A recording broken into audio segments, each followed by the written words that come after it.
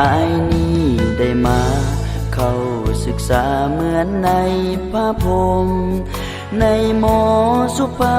นุวงศ์ที่ทุกคนต่างปรารถนา เป็นที่เสริมสร้างความหูสติปัญญาศึกษาและหำเฮียนมา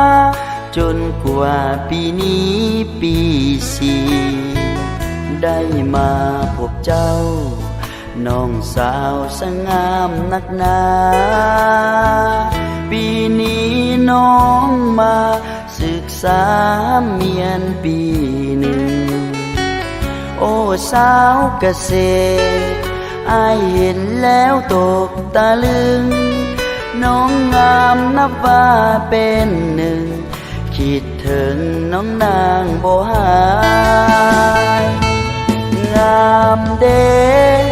ต้นน้องเฮ็ดเวียกงานฟาร์มสองแก้มของน้องเบ่งบานยามนางยิ้มแย้มแจ่มใสสองมือน้องสร้างศึกษาพร้อมเพียรเนียนไปแม่นก็บ่หวั่นไหวหัวใจของสาวเกษตรตั้งใจศึกษาห้ามเฮียนให้ดีเถิดน้องสิ่งใดค่าของให้น้องนางอดทนศึกษารุ่นอายปีสี่จะคอยช่วยเหลือการดาฝึกฝนความรู้วิชาเพื่อพัฒนาชาติเฮา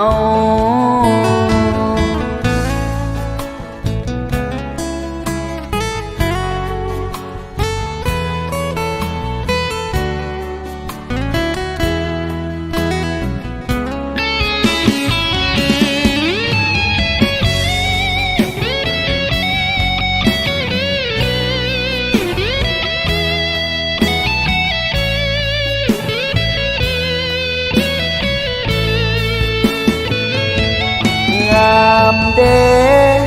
ต้นน้องเฮ็ดเวียกงานฟาร์มสองแก้มของน้องเบ่งบานยามนางยิ้มแย้มแจ่มใส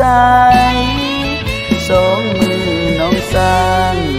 ศึกษาพร้อมเพียรเนียนไปแม่นก็บ่หวั่นไหว